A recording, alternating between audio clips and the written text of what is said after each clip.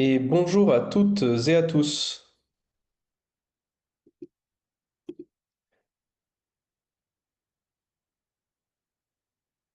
Alors bonjour à toutes et à tous. J'espère que vous allez bien.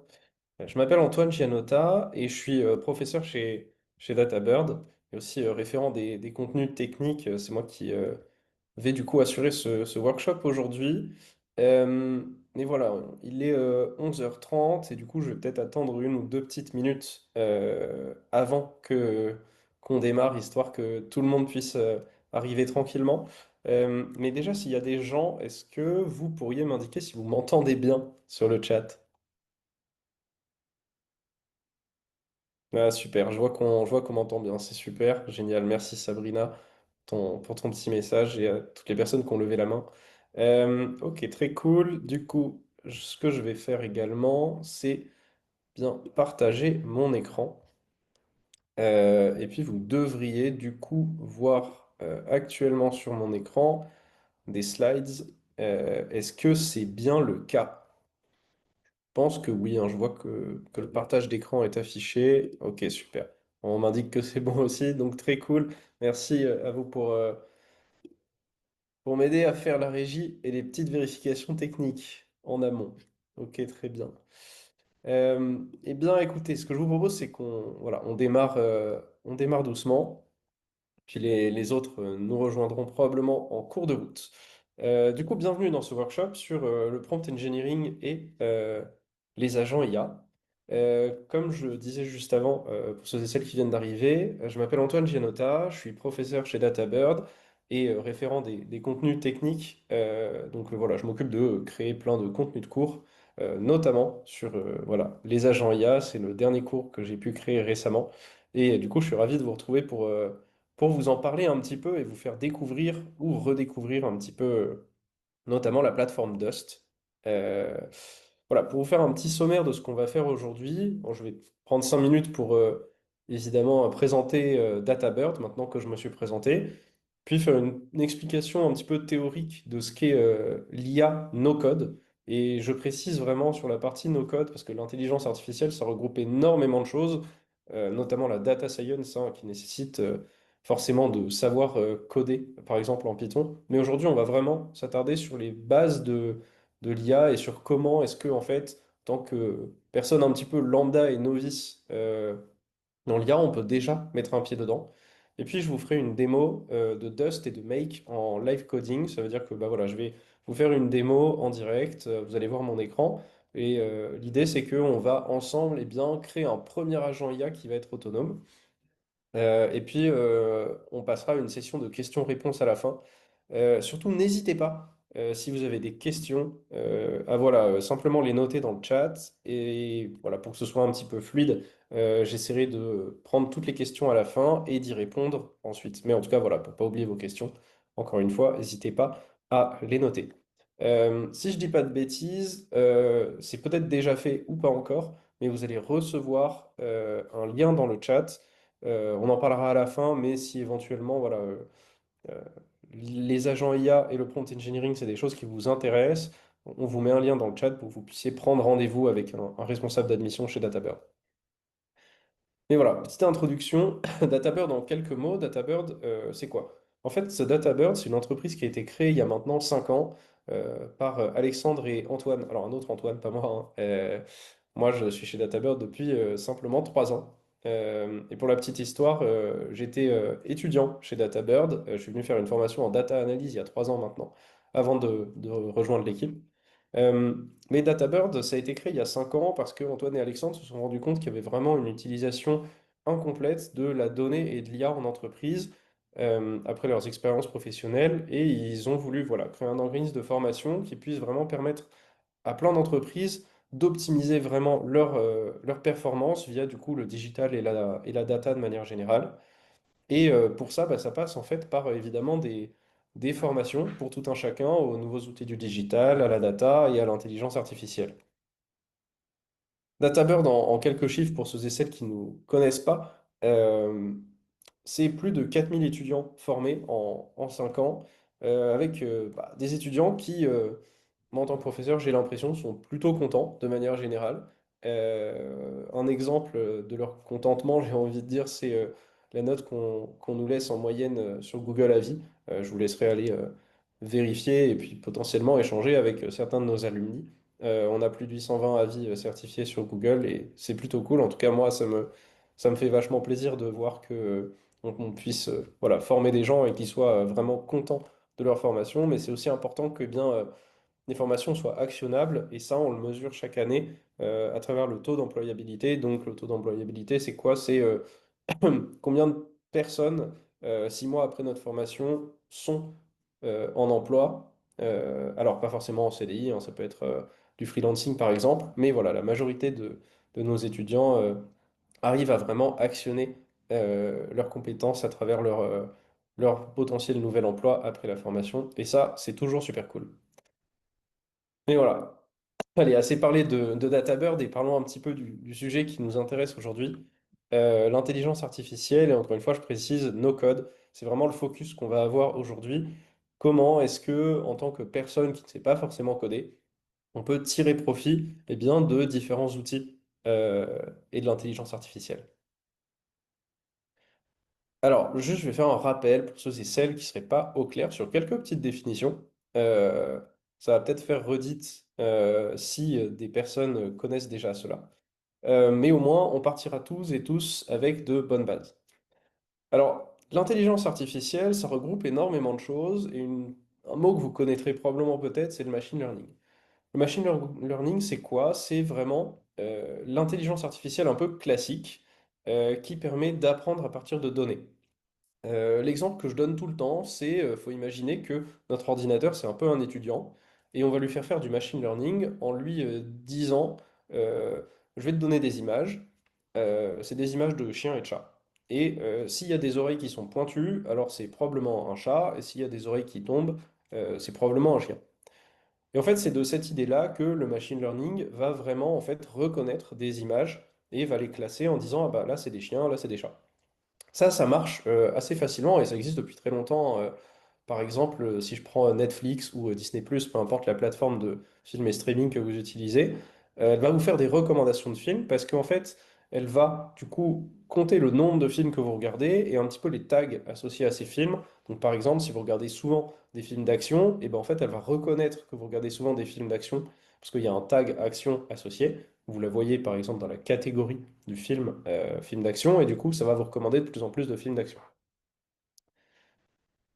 Un autre mot intéressant, c'est le deep learning. Et le deep learning, c'est une sous-partie du machine learning, qui est un peu du machine learning avancé, où en fait, là, on donne plus trop d'informations euh, à notre ordinateur, et c'est plus lui à l'aide de ce qu'on appelle des réseaux de neurones. Je ne vais pas trop rentrer dans les détails techniques, mais en fait, va réussir à repérer de lui-même euh, et classer les différentes images. Et en fait, il va regarder un peu des patterns, il va lui-même trouver tout seul que s'il y a des oreilles pointues, c'est des chats, et des oreilles qui tombent, c'est des chiens.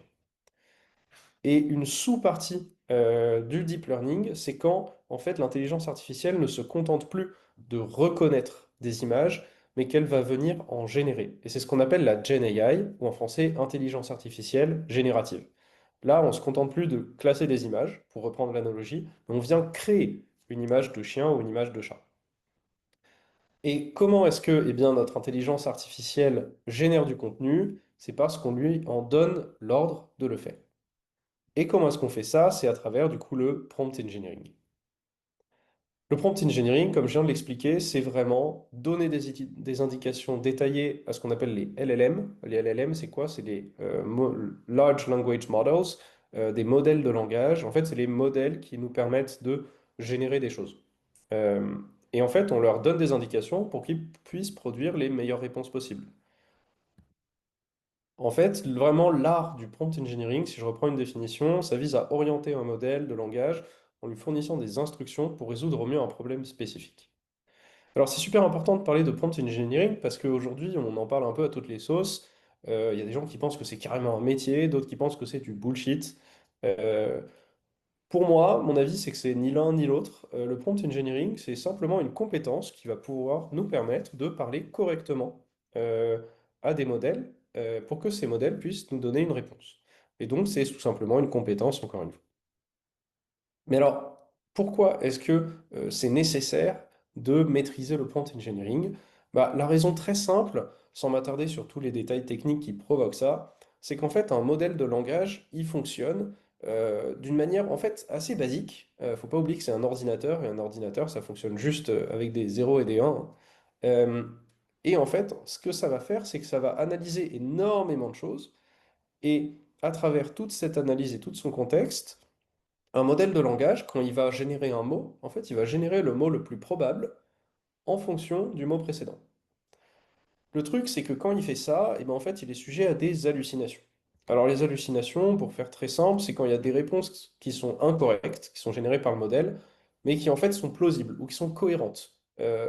En fait, le modèle, il peut pas halluciner parce qu'il réfléchit pas vraiment, mais c'est plus qu'en fait, selon lui, il va donner une réponse qui lui semble logique, mais pour nous, elle l'est pas. Et c'est pas forcément de sa faute. En fait, c'est jamais vraiment la faute du LLM, c'est la faute de la personne qui en fait donne des instructions pas de la meilleure manière ou d'une mauvaise manière. Et du coup, bah forcément, le modèle répond à côté de la plaque, mais pas à côté de la plaque par rapport à ce qu'on lui a dit, parce il répond forcément bien par rapport à ce qu'on lui a dit, mais c'est plutôt nous qui lui donnons pas les bonnes instructions. Et c'est tout là, l'art du prompt engineering, c'est de savoir bien parler à un modèle pour qu'il nous donne la réponse qu'on attend au départ. Du coup, comment est-ce qu'on fait pour faire ça? En fait, il y a deux grosses étapes. On va déjà donner un rôle à notre LLM. On va lui dire, en fait, on va personnaliser son comportement en lui donnant ce rôle-là. Et un rôle clair, ça va l'aider à mieux contextualiser là où on en est et ce qu'on veut faire. Et du coup, ça lui permet d'avoir vraiment un niveau de compétence qui soit supérieur à si on ne lui donne pas vraiment de rôle ou de contexte. Et une fois qu'il a un contexte clair, et ben en fait, on va lui spécifier le format de ce qu'on appelle les outputs, donc ça veut dire la sortie qu'on attend. La sortie, ça peut être du texte, ça peut être des images, etc. Ce qu'il faut comprendre, c'est que de manière générale, en fait, les LLM, ils ont tendance à renvoyer beaucoup de texte, et du coup, c'est à nous de un peu le contraindre à différentes choses. Le type de réponse, la structure, le niveau de détail souhaité.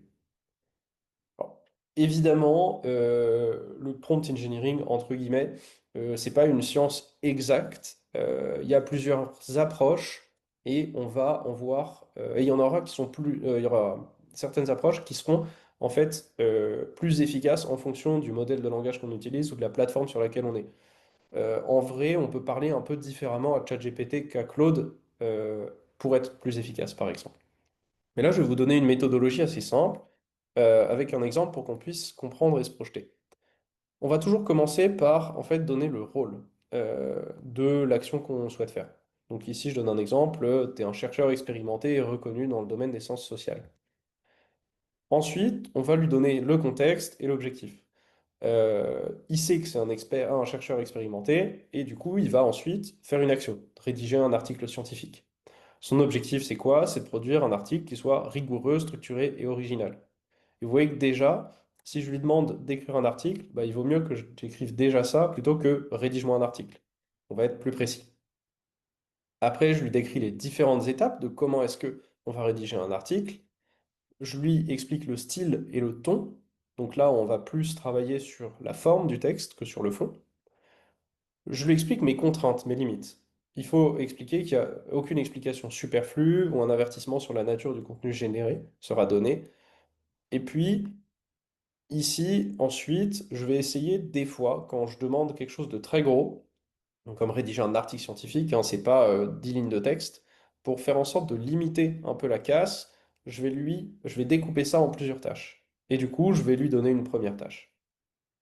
Donc voilà un peu pour un exemple de comment est-ce qu'on pourrait, en fait, tout simplement parler à une IA, hein. Quand je parle de prompt engineering, c'est vraiment écrire du texte sur ChatGPT. Vous l'avez probablement toutes et tous déjà fait. Mais pour prendre un peu de recul, concrètement, quels sont les cas d'usage en entreprise où je vais eh bien, prompter, où je vais parler à une IA, où je vais utiliser l'intelligence artificielle? Alors, ce qu'il faut comprendre, c'est que les IA, elles ont beaucoup évolué depuis l'avènement de ChatGPT en 2020, comme j'aime l'appeler. Alors, évidemment, ChatGPT existait avant, mais je prends plutôt 2020 parce que je trouve que c'est vraiment l'année où on a commencé un petit peu en tant qu'individu, sans forcément être le data scientist expert, un peu toutes et tous à l'utiliser. Et du coup, bah, il y a 5 ans maintenant, on commençait déjà à pouvoir voilà, pré-rédiger des emails marketing, par exemple, créer des posts LinkedIn de manière un peu automatique, avoir un chatbot sur son site pour répondre vraiment aux FAQ, faire des traductions un peu basiques. En fait, tout ça, c'était des cas d'usage un peu classiques, mais qui restaient assez limités. Et aujourd'hui, on a des modèles de langage qui sont beaucoup plus puissants, qui permettent d'aller beaucoup plus loin, et du coup, forcément, de répondre à des cas d'usage qui sont plus complexes, et du coup, vachement améliorer notre productivité. On peut maintenant avoir des modèles qui vont en fait résumer des documents de 10 pages, 15 pages, 50 pages, de manière très précise et très juste. Là où il y a 5 ans, ça marchait vraiment moyennement. On peut avoir des synthèses juridiques parce que en fait, notre IA, elle est capable de bien connaître et comprendre tout le code civil français, par exemple. Et du coup, vous voyez qu'on a des cas d'usage qui permettent d'aller vraiment beaucoup plus loin, de manière beaucoup plus précise.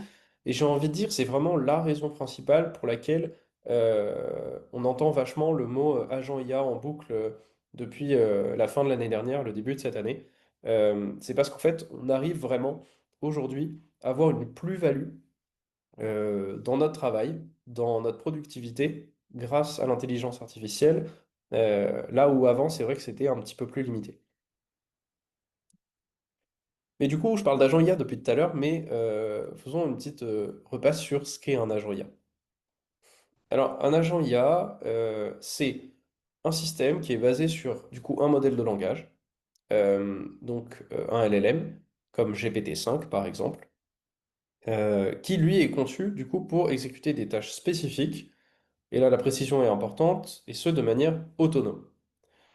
Parce que vous voyez bien que quand vous tapez sur ChatGPT, génère-moi un email, euh, en fait, ce qui va vous générer, c'est le contenu de l'email.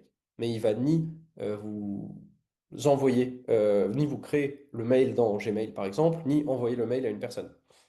Et ben, il est tout là l'intérêt de l'agent IA, c'est vraiment d'avoir du coup un modèle à qui on donne des instructions et un rôle, et qu'on puisse le connecter aux outils qu'on utilise au quotidien. Euh, et évidemment, de créer de l'autonomie à travers tout ça. Alors, pourquoi est-ce qu'on fait ça? Bah, en fait, c'est tout simplement pour gagner du temps, mais pas que. Et c'est super important de comprendre que si on gagne du temps, on veut surtout pas perdre en qualité et du coup pas perdre en productivité et en satisfaction de notre client. Mais des fois, en fait, on peut avoir simplement un agent IA qui a beau prendre un petit peu plus de temps, potentiellement il va permettre de limiter des erreurs. Et du coup, c'est là où c'est super important, c'est de se dire qu'en fait, on a un gain en productivité à un moment grâce à l'agent IA. Parce que si on commence à créer des agents IA pour un peu tout et n'importe quoi, bah, en fait, on tombe un peu dans le piège euh, de vraiment tomber dans la hype des agents IA et de se dire il faut en faire pour tout et pour rien, et au final, en fait, perdre en qualité. Donc pour revenir un petit peu sur quels sont les cas d'usage fréquents où on crée des agents IA, moi ce que j'ai envie de dire et le message que j'ai envie de passer, surtout à travers ce workshop aujourd'hui, c'est que en fait on peut en faire pour tout et n'importe quoi. Je donnais tout à l'heure l'exemple de une FAQ en interne pour répondre à des questions récurrentes des collaborateurs. En fait, ça va vachement aider les services support à gagner pas mal de temps. En RH, il y a de plus en plus d'entreprises qui en fait font un pré-screening, donc qui vont en fait analyser vos CV avec une intelligence artificielle avant d'en pousser certains ou non pour eh bien faire gagner du temps aux recruteurs. Les commerciaux, ils peuvent avoir un agent de préparation de réunion pour déjà en avance avoir un résumé de à qui est-ce qu'ils vont téléphoner. Ou bien on voit même que, par exemple, Gemini dans la suite Google, quand vous faites un Google Meet, ou même Copilot avec Microsoft, quand vous faites eh bien, un Teams, ils vont générer une réunion du mail. En marketing, on peut générer des posts LinkedIn qui sont vraiment adaptés au ton de la marque. Un exemple que moi je donne tout le temps, c'est que chez DataBird, euh, on a un truc assez spécifique qui est qu'on vous voit nos potentiels clients, mais on tutoie nos clients. Et du coup, bah, forcément, bah, juste donner cette règle-là va pouvoir permettre d'adapter nos posts LinkedIn en fonction d'à qui on parle. Enfin bref, ce que je veux expliquer par là, c'est qu'il y a énormément de cas d'usage d'agents IA possibles, et du coup, je suis sûr et certain que vous allez toutes et tous pouvoir vous retrouver à un moment face à en fait tout un processus que vous pourriez vachement optimiser dans votre quotidien au travail et que vous pourriez potentiellement créer un agent IA qui soit bah, du coup bénéfique pour vous. Mais alors, comment est-ce qu'on fait pour créer un agent IA? Et bien, du coup, ce que je vais vous présenter aujourd'hui, j'ai choisi du coup de vous présenter Dust, qui est une plateforme qui permet de créer un agent, et Make, qui est une plateforme qui permet de créer des processus automatisés dans lesquels on va intégrer cet agent. Alors, Make, c'est quoi? Comme j'expliquais, en fait, et je vais vous présenter l'outil juste après, c'est une plateforme qui permet de faire de l'automatisation. L'automatisation, c'est quoi? C'est en fait permettre eh bien, qu'il y ait des actions qui soient faites, déclenchées à certains moments, que je vais préciser, de manière automatique. Par exemple, et c'est l'exemple qu'on va prendre, je vais vouloir dire que dès que je reçois une réponse à un formulaire, eh bien, j'ai un email de réponse qui soit envoyé. Vous voyez, c'est des actions qui sont créées de manière automatique. Make, c'est une des plateformes qui permet de faire ça. D'autres très connues, c'est Zapier ou N8N. Mais voilà, j'ai choisi Make aujourd'hui parce que, on va dire que c'est assez simple de travailler avec Make quand on n'a jamais utilisé de plateforme d'automatisation. Et Dust, c'est quoi? Eh bien, Dust, ça permet de créer cet agent IA. Donc on va venir créer un agent IA, configurer notre prompt pour qu'il agisse exactement de la manière dont on a envie qu'il agisse. On peut y connecter des sources de données. On peut, et là c'est des notions un petit peu plus avancées, activer ce qu'on appelle des tools, des outils. Donc en fait, Dust, ça va permettre eh bien, de, par exemple, récupérer la donnée qui soit de la donnée tabulaire et du coup d'analyser cette donnée-là. Et c'est tout l'intérêt de la plateforme Dust, c'est que vraiment, elle est, on va dire, codée pour pouvoir travailler avec toutes vos sources de données directement, que ce soit votre CRM, des pages Notion, des Google Docs, des PDF, etc. Évidemment, dans Dust, on peut un peu tester le comportement de notre agent avant de l'intégrer directement dans Make et du coup de pouvoir bien, faire en sorte que Dust génère ce mail automatique pour qu'il soit ensuite envoyé grâce à Make. Et dernier petit truc que j'ai pas expliqué, mais qui est quand même extrêmement important, c'est de se dire de pourquoi est-ce qu'on crée un agent IA. C'est à la fois pour accélérer notre processus, mais créer un agent IA, vous allez voir, vous allez le deviner, ça prend un peu de temps. Et c'est vrai que des fois, si on a besoin bien, d'automatiser un processus pour soi, c'est pas forcément bénéfique. Mais les agents IA le sont énormément quand on parle de processus qui sont similaires pour l'ensemble de nos collaborateurs. Et Dust, c'est super intéressant parce que en fait, c'est une plateforme qui permet de partager notre agent IA avec toute notre équipe. Et typiquement, eh bien, si je veux créer un agent IA qui puisse servir à tous mes commerciaux et que j'ai 10 commerciaux, bah là, en fait, je vais faire gagner du temps, mais fois 10. Du coup, pour que vous visualisiez avant qu'on démarre à quoi ça peut ressembler un agent IA, en fait, un agent IA, ça fait rien tout seul, sans déclencheur, sans action associée, et c'est pour ça qu'on veut l'intégrer dans un workflow. Et du coup, ce que j'expliquais, c'est que, et c'est l'exemple qu'on va prendre aujourd'hui, on va créer un workflow make, donc une suite d'actions, donc à la réception d'une ligne dans un Google Sheet, on va faire tourner notre agent qui va rédiger une réponse par rapport à ce qu'il aura vu dans le Google Sheet, qui serait un Google Sheet dans lequel on récupère des réponses à un formulaire. Et ensuite, une fois que la réponse est créée, la réponse qui est censée être un texte envoyé par mail, eh bien, on va envoyer ça à travers un Gmail. Ok. Alors, pour donner un peu de contexte, imaginons qu'on travaille en tant que Junior AI Builder, ce nouveau super métier où on construit des agents IA, dans une entreprise fictive que j'ai inventée un peu pour le workshop qui s'appelle QuickShop. Euh, voilà, elle fait un truc assez simple, c'est une entreprise d'e-commerce française qui vend des produits électroniques, donc des smartphones, des casques audio, des claviers, etc. Et on a notre service après-vente qui aimerait pouvoir faire en sorte de répondre plus facilement aux demandes un peu ponctuelles qu'ils reçoivent du coup au jour le jour. Comme je le disais, ces demandes, en fait, il y a des clients qui remplissent un petit formulaire sur le site internet de QuickShop et tout est reçu dans un Google Sheet. Et du coup, ce qui se passe aujourd'hui, c'est que soit on a des réponses automatiques qui sont envoyées, mais elles ne sont pas du tout personnalisées parce qu'on n'a pas d'intelligence artificielle qui vient se pencher sur le contenu de la demande en question. soit ça prend vraiment beaucoup trop de temps au service après-vente de lire le truc euh, et de du coup rédiger la réponse eux-mêmes.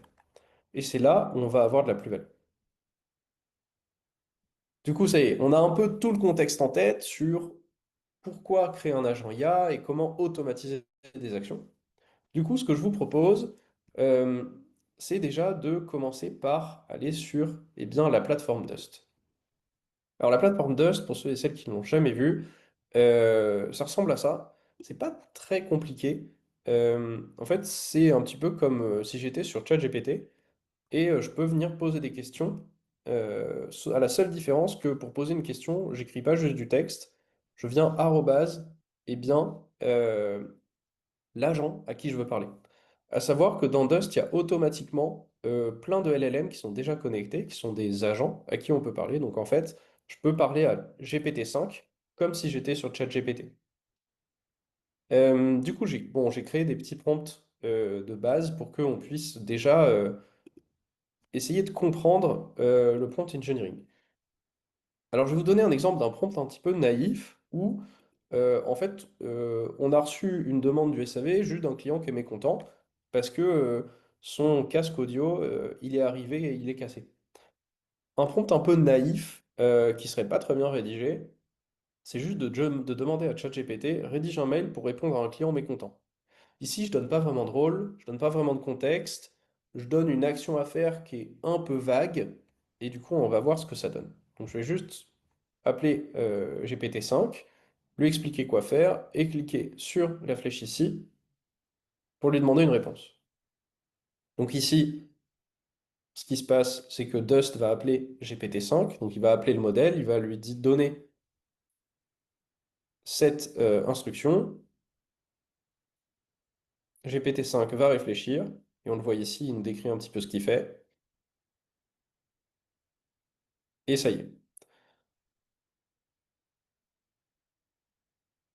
Du coup, ce qui se passe, c'est qu'il m'a rédigé un mail avec, c'est déjà pas mal, hein, un objet, bonjour, mais crochet prénom, je vous présente des excuses pour décrire le problème, ce qui s'est passé, un bullet point, euh, et là, il va proposer un geste commercial potentiel, dites-moi si ça vous convient, je reste joignable au numéro de téléphone à telle heure.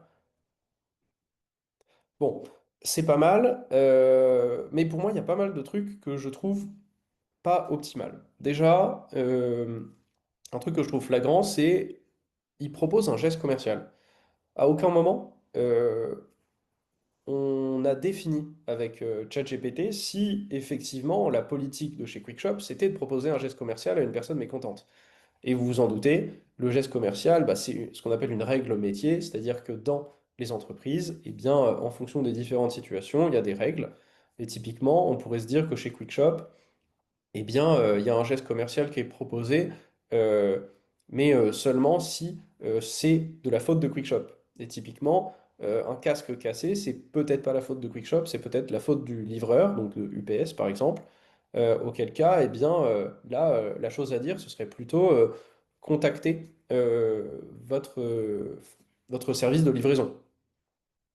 Donc voilà, ça c'est un exemple d'hallucination. Et ici, GPT a proposé ça, eh bien tout simplement parce que selon lui, la plupart du temps, quand il y a un problème, on propose un geste commercial. Donc c'est simplement l'idée ici, c'est que nous, on n'a pas été assez précis dans le contexte qu'on lui donne. Du coup, ce que je vous propose maintenant, c'est de passer à un prompt beaucoup plus structuré et qu'on le décortique un petit peu ensemble pour comprendre ce qu'on fait. Ok, donc maintenant je vais toujours poser la question à ChatGPT, mais je vais déjà lui donner un rôle et un objectif. Son rôle, c'est d'être un agent du service après-vente de QuickShop. On explique qui est QuickShop.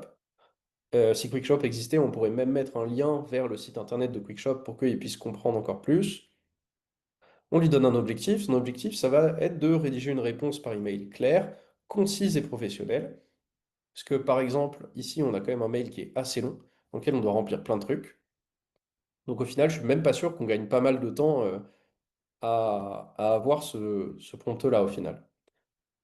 On lui donne un ton, comme j'expliquais tout à l'heure, soit chaleureux, empathique, professionnel. Ici, on veut vraiment rassurer le client puisque, eh bien, on est le service après-vente quand même. Personnellement, ici, je trouvais le ton plutôt OK, dans le sens où on présentait nos excuses sincères, le mécontentement est compréhensible, mais voilà, on l'indique ici pour être sûr et certain que ce soit accentué. Et surtout, comme j'expliquais, on vient définir nos contraintes. Donc là, on va expliquer par différentes étapes comment on doit rédiger ce mail. On va commencer par une formule de salutation personnalisée, on va reconnaître le problème du client, terminer par une formule de politesse et signer l'équipe SAV Quickshop, et pas mon nom et mon prénom. Et enfin, alors au lieu de donner une première étape, comme j'expliquais tout à l'heure, ici, je ne veux pas que ce soit décomposé en plusieurs étapes, donc je vais lui demander de tout faire. Par contre, ce que je vais faire, c'est lui montrer un exemple. Et je vais lui donner exemple d'application. Et du coup, je vais lui dire pour utiliser ce prompt, considère ce cas. Et du coup, je lui donne un exemple duquel il va pouvoir s'inspirer. Et ça, souvent, c'est ultra efficace et ultra important parce qu'en fait, notre LLM, eh bien, il va vraiment analyser les différentes étapes qui sont dans l'exemple pour reproduire cet exemple. Et vu, comme je vous avais expliqué, un LLM, en fait, ça devine juste le mot suivant le plus probable. S'il comprend la structure de quel est le mot suivant qu'on veut, ça va être beaucoup plus facile pour lui. Du coup, je lance ce prompt. Ça va prendre un petit peu plus de temps pour qu'il réfléchisse, puisque forcément, il a pas mal de choses à apprendre. Et du coup, on va comparer les deux mails.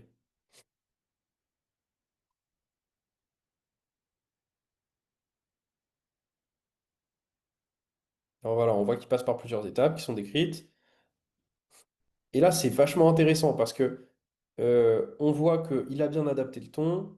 euh, il est allé demander un numéro de commande, une adresse de livraison, un numéro de téléphone, ce qui était rédigé dans le prompt, dans mes souvenirs. Il a bien signé avec l'équipe SAV Quickshop.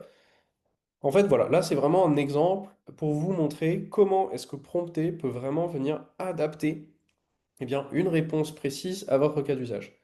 Alors vous l'imaginez bien, le prompt, là, il n'est pas forcément parfait. On pourrait prendre pas mal de temps pour le retravailler en pensant à plein de choses.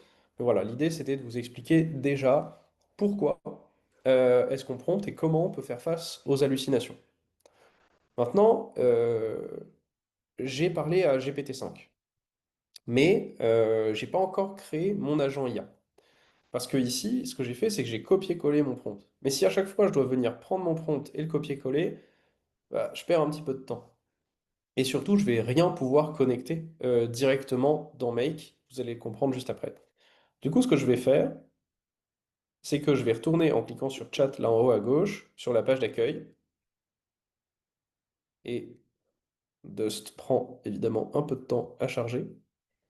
Je vais juste relancer la page. Voilà. Et pour créer un premier agent, je vais du coup aller ici, cliquer sur Create. Agent from scratch. Et vous allez voir que c'est plutôt simple. En fait, pour créer un agent, j'ai pas grand-chose à faire. Il suffit de rentrer les instructions dans la case juste ici. Donc j'ai un prompt qui me satisfait pour l'instant, donc je vais le copier-coller juste là. Ensuite, Dust propose plein de choses, on va pas trop rentrer là-dedans aujourd'hui, mais en fait, dans la partie Advanced, je peux euh, choisir le LLM que je souhaite. Donc ici, je vais travailler avec Claude, mais je pourrais travailler avec GPT-4, avec GPT-5, avec Mistral, etc. Et puis, je pourrais aller plus loin et utiliser toute la pleine puissance de Dust et y connecter directement des bases de données.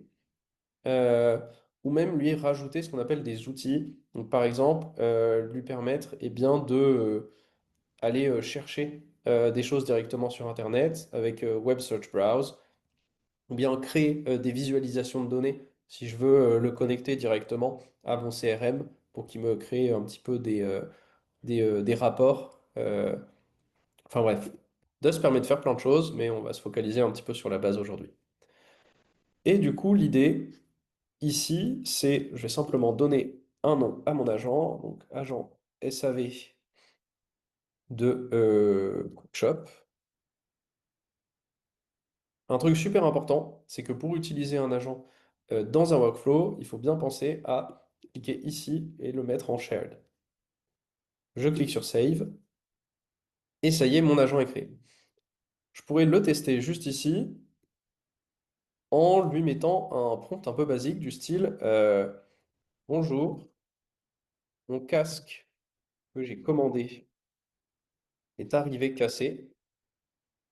Je ne suis pas très content. Que faire? En vrai, c'est quelque chose qui, pour un service après-vente, est un petit peu un cas classique. Et là, je vois que mon agent, eh bien, rédige un message. Bonjour Antoine, je vous remercie de nous avoir contactés, je comprends votre mécontentement. Nous allons immédiatement prendre en charge votre problème. Prochaines étapes, notre service client vous contactera dans les 24 heures si vous avez fourni votre numéro. Nous organiserons le retour gratuit de votre casque défectueux, etc.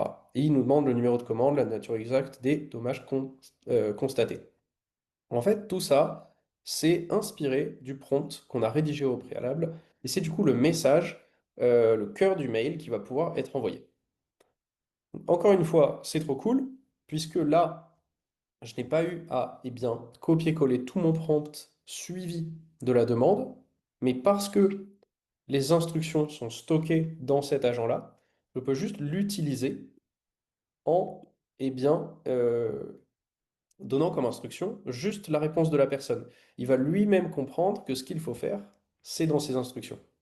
Et c'est tout ça qui fait qu'un agent est super intéressant, c'est qu'en fait, j'ai pas tout le temps besoin de redonner le contexte, etc. Je peux juste l'utiliser tel quel. Alors là, c'est bien, mais en fait, là, ce que je pourrais faire, c'est lire ce texte, le copier-coller, aller sur mon Gmail, et puis l'envoyer de moi-même. Mais nous, ce qu'on veut faire, c'est aller encore plus loin et pouvoir automatiser l'envoi de ce mail-là.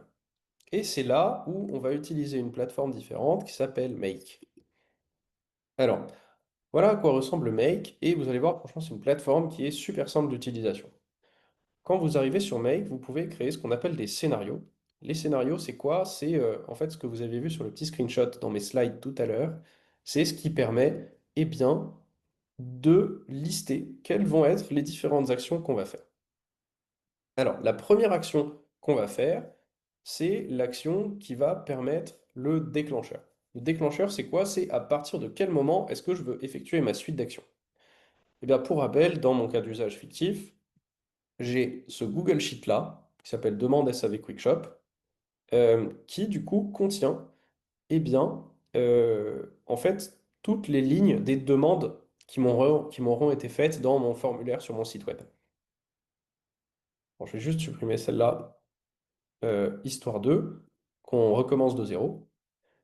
Et du coup, eh bien, ce que je vais faire, c'est que je vais essayer de connecter mon Google Sheet. Donc pour ça, je vais cliquer sur ce qu'on appelle le module Google Sheet ici. Et ce que je vais lui dire, c'est de Watch New Rows, du coup en français, littéralement, regarder les nouvelles lignes. Donc en fait, l'idée, c'est quoi? C'est que je vais demander à Make de regarder s'il y a une nouvelle ligne, alors effectuer une action. Parce que c'est un peu ce qu'on veut faire. Dès que j'ai une nouvelle ligne, donc une nouvelle demande, effectuer les actions qui vont me permettre d'envoyer le mail. Donc maintenant, ce que je vais faire, c'est connecter mon Google Sheet. Pour ça, c'est pas très compliqué. En fait, ici, il faut savoir que juste, c'est un petit tips, hein, mais qui est rédigé là. Une fois que j'ai connecté mon compte Google Drive ici, ce que j'avais fait au préalable, hein, pour aller plus vite pour notre workshop, en fait, chaque Google Sheet a un identifiant qui se trouve entre le slash D ici et le slash edit, que je copie-colle ici. Et en fait, il va du coup trouver tout seul le Google Sheet. Il me suffit de choisir la feuille, il n'y en a qu'une seule. Et voilà. Je clique sur All pour qu'il puisse bien passer à travers littéralement toutes les lignes. Ok, une fois que j'ai fait ça, qu'est-ce que j'ai fait? Eh bien, en fait, j'ai paramétré Make pour qu'il aille regarder s'il y a des nouvelles lignes qui sont apparues ou pas. Ensuite, ce que je vais faire, c'est que une fois qu'il y a une nouvelle ligne, eh bien, je vais aller chercher le module Dust, puisque ce qu'on va faire, c'est aller chercher notre agent IA pour que, eh bien, il soit utilisé. Qu'est-ce que je vais faire? Je vais vouloir parler à un agent, parce que c'est littéralement l'action qu'on a faite tout à l'heure, hein, pour rappel. En fait, on a arrobase notre agent et on lui a parlé. Et on lui a posé une question. Et la question, c'était, eh bien, la question de la personne qui contactait le SAV. Du coup, encore une fois, c'est du no-code, c'est assez simple. J'ai encore une fois créé au préalable une connexion avec mon compte Dust. Et ensuite, ce que je vais faire, c'est que je vais sélectionner l'agent que je veux utiliser. L'agent, pour rappel, on l'avait appelé agent SAV Quickshop. Ensuite, quel est le message que je veux lui faire passer? Eh bien, le message que je veux lui faire passer, c'est la- euh, ce qui est dans la case de la colonne request. Pourquoi? Parce qu'en fait, les différentes informations qu'on va récupérer de notre formulaire, ça c'est un petit peu de la logique métier qu'il fallait comprendre en amont, c'est à quel moment on a reçu une demande, le prénom, le nom de la personne, son mail et son message. Eh bien, qu'est-ce que je vais vouloir faire passer comme message à Dust? Eh bien, on l'a vu ici, c'est le message que la personne a écrit dans son formulaire. Du coup, c'est très simple, je prends la colonne request et je la glisse dedans. Ensuite, j'ai différents paramètres à remplir, le username. Alors pour ça, rien de très compliqué, je vais appeler first name, last name. Ça n'a pas trop d'incidence sur quoi que ce soit. L'email, c'est ça. Et la time zone, c'est Europe/Paris. Je ne vais pas trop me pencher sur les détails de pourquoi est-ce qu'il faut remplir comme ça. Mais globalement, en fait, il faut juste donner des informations pour que eh bien, Make puisse processer bien les informations. Et du coup, ce qui va se passer, c'est qu'une fois qu'on aura reçu ici les informations de notre première ligne dans notre Google Sheet, eh bien, on va envoyer toutes ces informations-là à Dust, qui va du coup créer une réponse comme il l'a créée ici. Et du coup, qu'est-ce qu'on va vouloir faire à la fin? Eh bien, on va vouloir rajouter un module Gmail qui lui va envoyer un email. Donc là, encore une fois, j'ai connecté mon compte Gmail directement ici. Et qu'est-ce qu'il va vouloir faire? Il va vouloir envoyer un email. Mais à qui? Eh bien, il va vouloir répondre à la personne qui a rempli le formulaire. Du coup, il va vouloir répondre au mail qui a été renseigné. Ensuite, je rajoute un objet. Là, pour l'autre cas d'usage, l'objet, ça peut être redemande du prénom, nom, la date où ça a été envoyé. Et quel est le contenu que je veux envoyer dans le mail? Eh bien, ce sera la réponse de mon agent. Voilà. Donc, état des lieux, qu'est-ce que j'ai fait?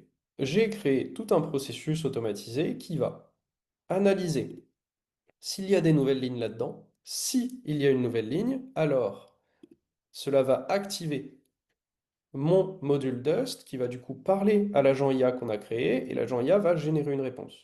Et une fois que cette réponse est générée, eh bien, elle va être envoyée à l'email qui a été renseigné dans le Google Sheet. Donc pour l'exemple, ce que je vais faire, c'est que je vais mettre la date du jour ici. Je vais faire comme si on avait rempli un formulaire dans notre site internet. Mettre mon nom, mon prénom. Alors je vais mettre mon mail pour qu'on puisse bien vérifier et y accéder. Et bon. Pour faire très simple, je vais reprendre exactement la question que j'ai posée tout à l'heure.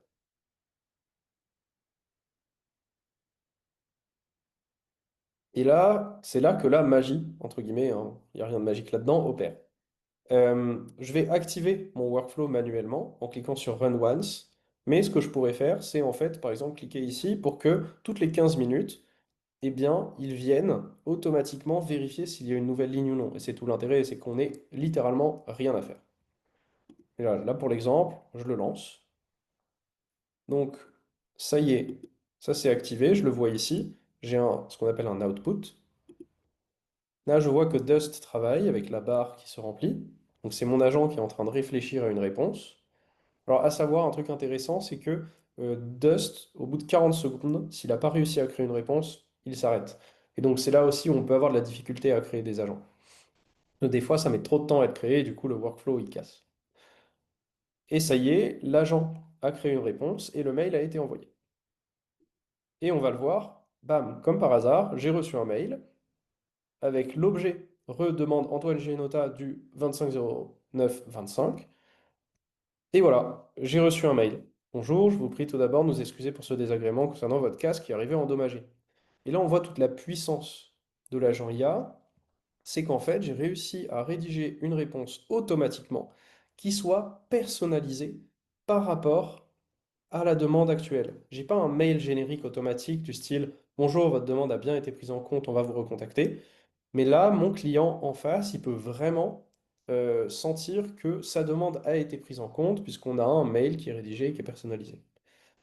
Alors évidemment, vous le voyez, peut y avoir pas mal d'améliorations sur le prompting, notamment avec des sauts de ligne, avec le fait qu'il ait voulu mettre des choses en gras et que du coup ça se transforme par des deux petites étoiles, euh, etc., etc.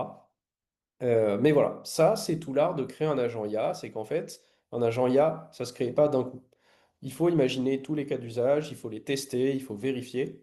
Donc ça prend forcément un peu de temps. Mais si une fois que vous avez créé votre agent IA qui fonctionne pour tous vos cas d'usage, eh bien, vous allez pouvoir faire gagner énormément de temps à votre équipe. Alors évidemment, moi ce que je conseille, c'est que quand je crée un agent IA, soit je suis certain que tout va bien fonctionner, soit je mets toujours une étape de vérification à la fin, une vérification humaine. Et typiquement, moi je ne conseillerais pas d'envoyer le mail, mais je conseillerais de le mettre dans les brouillons Gmail plutôt, pour pouvoir faire en sorte qu'il y ait quand même une vérification humaine à la fin avant que le mail soit envoyé. Mais dans tous les cas, ça va faire gagner énormément de temps au service après-vente de QuickShop. euh, et du coup, on aura créé un premier agent IA qui sera super utile. Et voilà, du coup, on a créé notre premier agent IA qui a été intégré dans un processus automatisé avec des bonnes pratiques de prompting. Coup, j'espère que bah, voilà, ça vous a un petit peu plu et surtout que ça vous a donné envie de vous-même aller un petit peu mettre les mains dans Dust, un petit peu aller mettre les mains dans Make et créer votre premier agent IA pour le tester. Du coup, si vous avez envie d'aller un petit peu plus loin, pour rappel, on vous avait envoyé un lien dans le chat au tout début si vous avez envie de vous former. En tout cas, DataBird serait ravi de vous accompagner là-dessus.